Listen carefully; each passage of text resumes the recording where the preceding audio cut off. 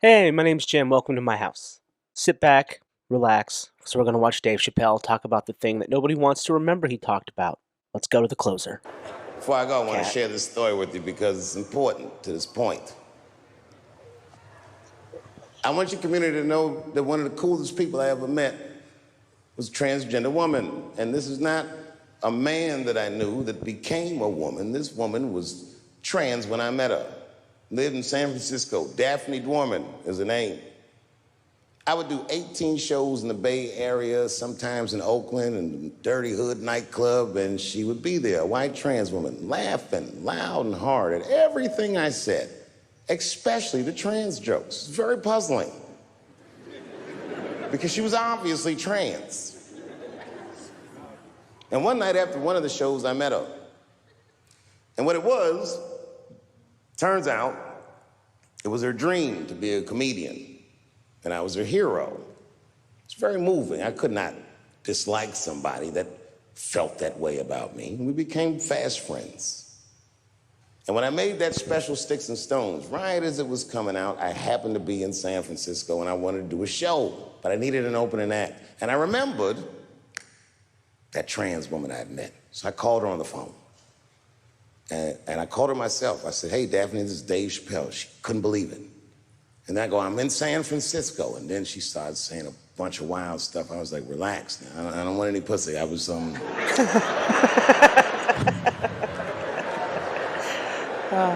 I need a nice calling break. because I'm doing a show and I need an opening act.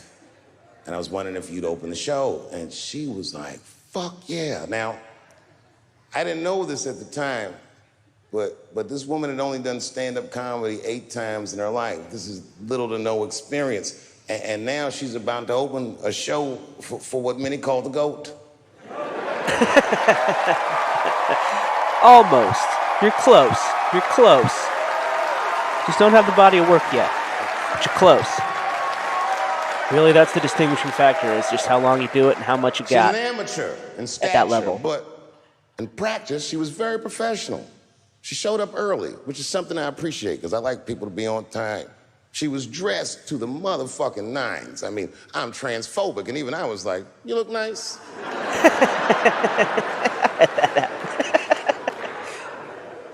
Went up on the stage with all the swag of a professional comedian, grabbed that mic and walked right down the middle and looked at the crowd like a gangster. Man, you should have seen her work. This bitch bombed for 45 minutes straight. And I am not exaggerating, young man. That show was terrible. Stunk. Stunk.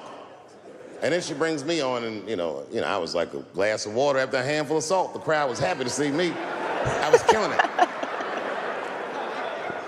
But here's what impressed me.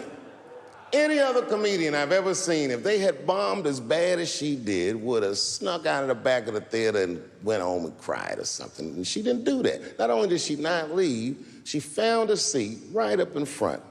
You know, when a new comedian watches an experienced comedian in comedy, we call this taking class. And this bitch took my whole class. She sat up there and was laughing as hard as she always laughs, as if nothing bad had even happened to her. And I saw her show. Something bad happened to her. I like positive people. I'm positive. She was drunk. So she starts talking to me while I'm on stage. But the way a person would talk to a television when they were alone. She's talking to me like that. That didn't bother me because I knew her. But the crowd didn't like that shit at all because she sucked. And a guy in the back of the room stood up, and Daphne's hair was dyed blonde at the time, and the guy screamed out, and his energy felt wild as fuck. He said, hey, Daphne! And everybody kind of clamped, like got tense. We didn't know if it was a heckler or active shooter. And Damn. he said, That's real. He said, does the carpet match the drapes? Asshole. It was fucked up. The whole crowd kind of groaned because it was so, like, mean. Everybody groaned except for Daphne. She kind of laughed, which was weird. And then she didn't even look all the way back. She said, sir, I don't have carpets. I have hardwood floors. Just like that. Just like that. That's pretty funny. And boy, when she said that shit, it blew the roof off the place. cut through all the tension. With that one joke, she made up for 45 minutes of a stinker of a show. And after that, she could do no wrong. And I kept on rocking. She kept on talking to me. And then the show became something cooler than a show. It became like a conversation between a black man and a white trans woman, and we started getting to the bomber shit. All them questions that you think about that you'd be afraid to ask, I was just asking them, and she was answering them, and her answers were funny as shit. The crowd was falling out of their chairs. And at the end of the show, I go, oh, Daphne, I said, well, that was fun. I go, I love you to death, but I have no fucking idea what you're talking about. The whole crowd laughed, except for Daphne. Now she looks at me like I'm not her friend anymore. Like I'm something bigger than me, like I'm the whole world and a guy. And she said, I don't need you to understand me. I said, what? She said, I just need you to believe, just like this, she goes, that I'm having a human experience. And when she said it, the whole crowd kind of gasped. And I gave her the Fight Club look. I said, I believe you, bitch.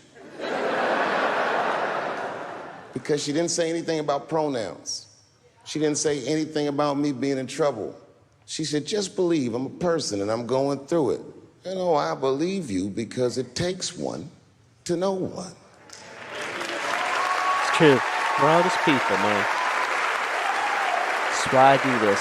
I'm not exactly reaping in the subs, you know, but I know somebody's out there getting some use out of this.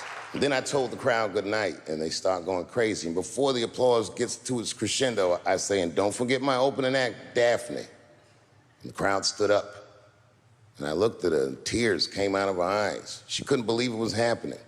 I couldn't believe it was happening because her show stunk. And it was a great night. I remember the late, great Paul Mooney was there, a bunch of fly-ass comedy niggas was there. And we all went backstage and was just drinking and talking shit and laughing, and Daphne stole the room. She had everyone cracking up, spinning the yarn, telling us all these crazy stories about shit she be into. We all laughing real hard, and as she's telling us and everyone's laughing, I'm looking around, I'm like, oh my God, she is funny. I pulled her aside and I said, you're hilarious. I didn't know that when you were on stage. I said, you're doing some things wrong, but I can help you. I said, anytime I'm in San Francisco, why don't Sorry, you guys, I'm having a lot of me, and anxiety just try to today, give so if you some see me rubbing pointers, my see if you chest, can't just work because this that's thing where it out. goes. And she said, are you And I'm having fun serious? with you guys. That's I why I said, love yeah. comedy. And she grabbed me real tight, hugged me, squeezed me. And I pushed her off violently because I'm transphobic. I said, boundaries, bitch.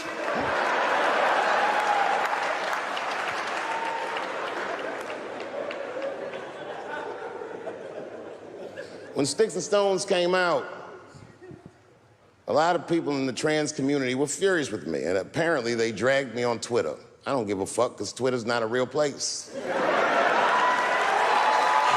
Fuck Twitter. I've never been, well, I have an account from that I used one time, and I was like, this is stupid. I don't really do any social. You can hit me up on Instagram, though. Is go against their Or in the tribe comments. I'm always in the if comments. they disagree with their tribe. But Daphne did that for me. She wrote a tweet that was very beautiful, and what she said was, it was almost exactly what she said. She said, punching down on someone requires you to think less of them. And I know him, and he doesn't. He doesn't punch up, he doesn't punch down, he punches lines, and he's a master at his craft. That's what she said. That's a great line.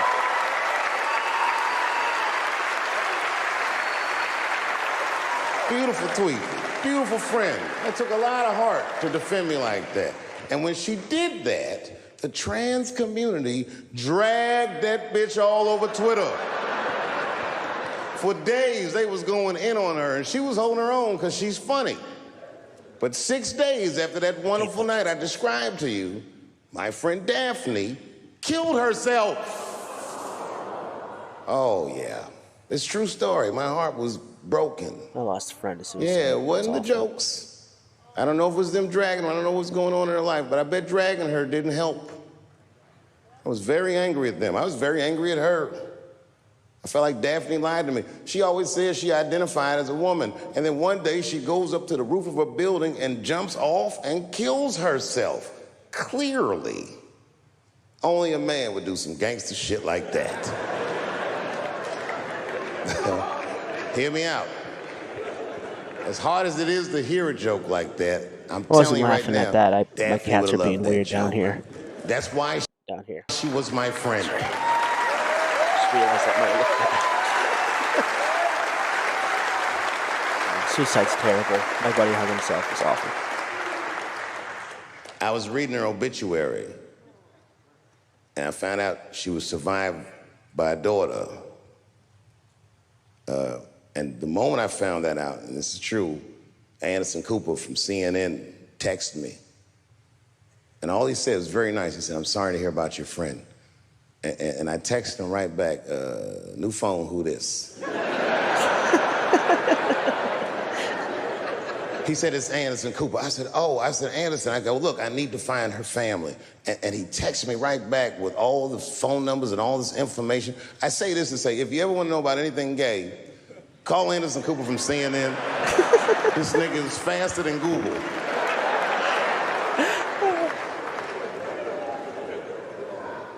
And what I did is I got in touch with her family and I started a trust fund for her daughter, because I know that's all she ever really cared about.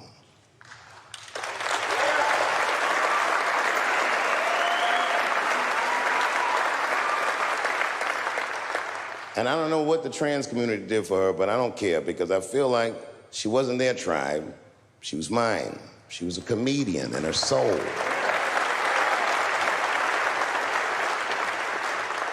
Her daughter is very young, but I hope to be alive when she turns 21, because I'm going to give her this money myself.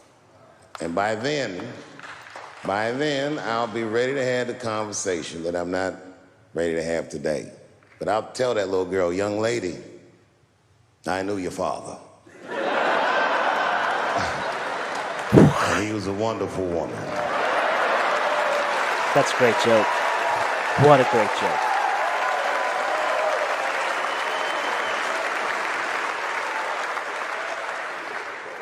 Empathy is not gay.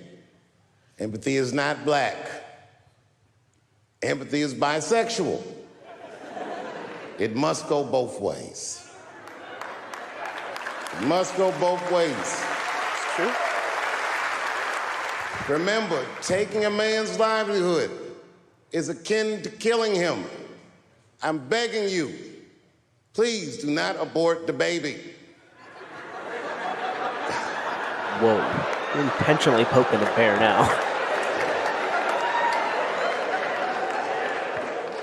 Kevin Hart dreamt his entire life of hosting the Oscars, and when he finally got the job, they just took it. It's not fair. They didn't kill him. Kevin's a strong guy. But I'm sure it broke old Clifford's heart. It's over. LBGTQ, LMNOP, QIZ, it is over. I am not telling another joke about you until we are both sure that we are laughing together. I'm telling you, this is done. I'm done talking about it. All I ask from your community, with all humility, will you please stop punching down on my people? Thank you very much, and good night. You know, the crazy thing about watching Dave Chappelle, I mean, I'm really happy for you. I'm gonna let you finish. great piece. Controversy The Radio. crazy thing about watching Dave Chappelle is of that all time. it's always like he's giving a sermon now, anyway. Back in the day, it was crisp. I like what he's doing. I don't necessarily believe he's being earnest. He has now a track record of doing this where he um, kind of drums up some controversy and then people get mad and he goes, "Okay, well, I'm going to go away soon. So, I might be done." And then he goes on a big tour and sells a ton of tickets and then there's another. It's just a cycle. He's really great at press. When I was in advertising school, um, our teacher actually brought up Eric Bischoff, who is a a pro wrestler promoter from the '90s, WCW, and he said controversy creates cash. The controversy, drums up the interest. The people who weren't going to see him aren't going to see him anyway, and the fans who watch him know he's not a bigot, so it doesn't really hurt him. All it does is just make some money. But very funny, people don't want to acknowledge when they talk about his the supposed transphobia. They don't want to acknowledge this story. Um, it is a little self-aggrandizing. I mean, he does stand there and wait for the applause when he says that he put up a trust fund for her. So, sorry, I'm a little bambling. Like I said, got anxiety today, but I promised I was going to get this done, and I wanted to watch it with you guys, and it was a good experience. And I hope you guys have a great day, and I'll see you guys tomorrow. And let me know if you guys want me to watch anything else. Help me out in the comments. I appreciate it. And subscribe if you're still watching. I like you too.